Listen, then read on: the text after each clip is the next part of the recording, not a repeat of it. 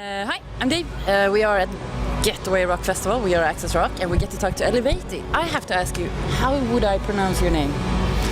I would say it doesn't really matter because anywhere in the world people pronounce it differently.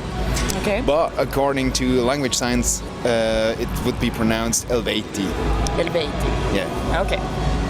And how would I pronounce your name? Chrigel. Huh? Sorry? Chrigel. Chrigel. Okay. Yeah. Very cool.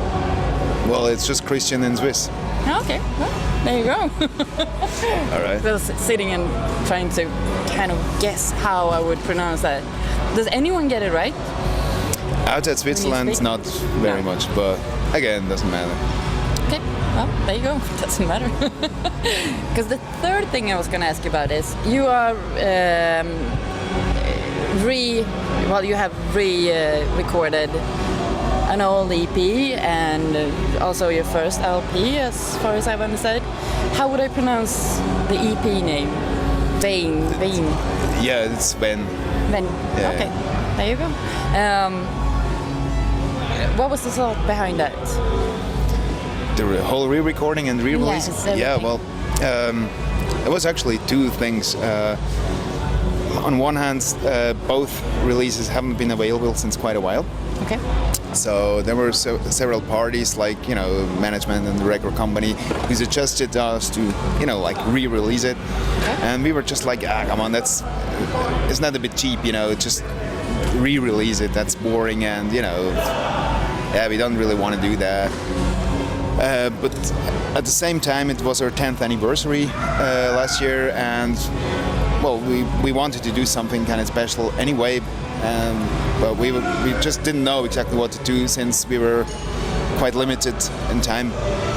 So yeah, that was a pretty spontaneous idea, actually, that okay, we could re-release it, but if we do that, let's just go and re-record it to make something special out of it. And we also recorded a song that back then was supposed to be on the first EP, but wasn't recorded back in the day. So we thought, okay, that will make it a little special, a bit more interesting. Plus, we can do something special for our 10th anniversary. Yeah, that's the story about it. Okay. If anyone has missed your band and your music, how would you describe what kind of music you play? Because you're pretty big in Sweden now, but is it this way? Are we? Well, all right. You are. Whatever. I don't know. But to be honest, I think it's rather your job than mine to label music. We don't really know and care. It's just rock music. Okay. We're a rock and roll band, whatever. But if you... But you add some special elements to it, right? Yeah. Well, you can also rock with a fucking bagpipe or something. But well, if you follow like Wikipedia or something, there it says it's a combination of melodic death metal and traditional Celtic folk music. I would say that's pretty much what it is. Okay. How did you come up with this idea? Well, it was back then. It was just a long-year dream I had to combine my two favorite kinds of music. I'm playing metal since, I don't know, a long time. I had my first death metal band in '91, I guess it was.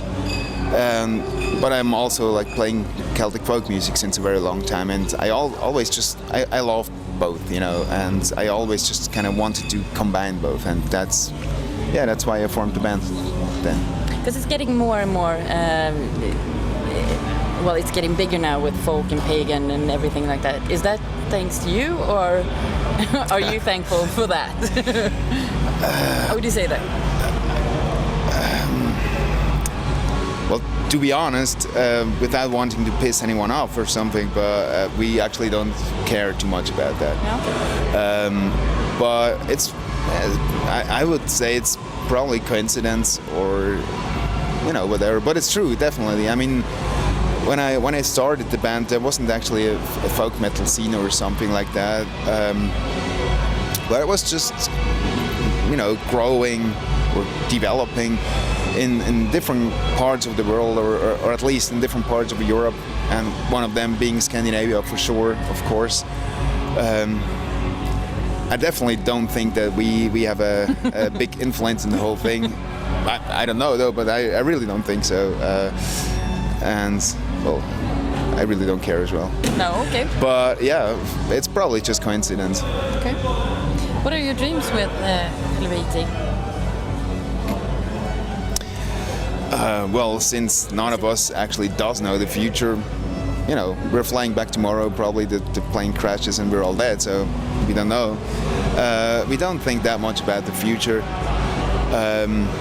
But so far we're pretty happy. I mean, this is our job. This is what we spend our lives with, being on the road. And if we're not on the road, we're pretty much in the studio to record another album.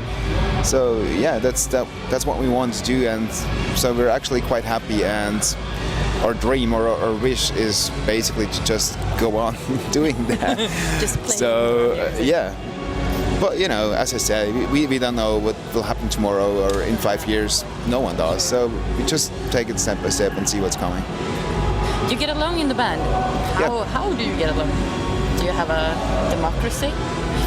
Well, come on, we're a Swiss band. Oh, of course. What a question. No, of course, it's democracy.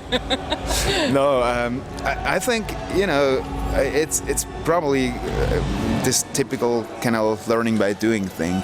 Okay. Because I mean, we came together because of the music. It wasn't like, okay, we're all good old friends and now let's form a band together. No. Okay. No one actually knew anyone in the band. Oh, okay. It's all completely different people. And well, we had a few lineup changes in the past, but still today, I mean, we're 8 completely different people with completely different personal and musical backgrounds and everything, just coming together for that one reason, our music. And so, I mean, of course, there are different characters and everything, and sometimes it wasn't that easy to get along or to work together and everything.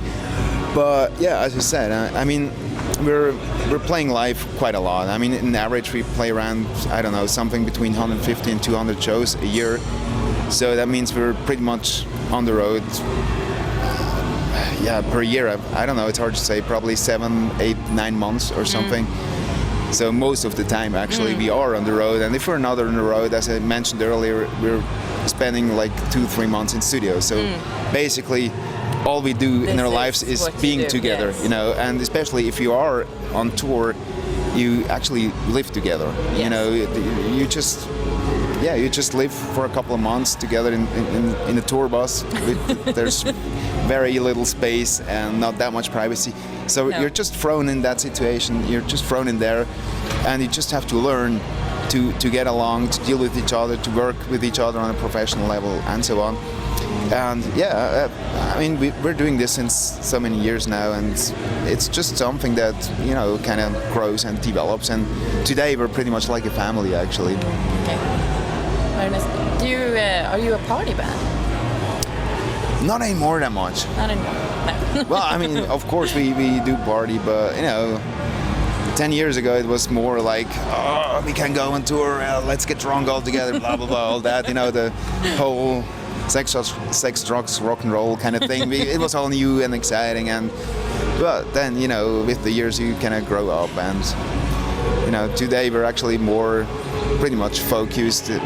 Go to bed early, get up early, have our orange juice, and then we start working on the band things, you know, and start warming up and, you know, working out and doing things like that. You get older. Hello everybody, this is Chrigel from the band Eluveitie, and you're watching Access Rock.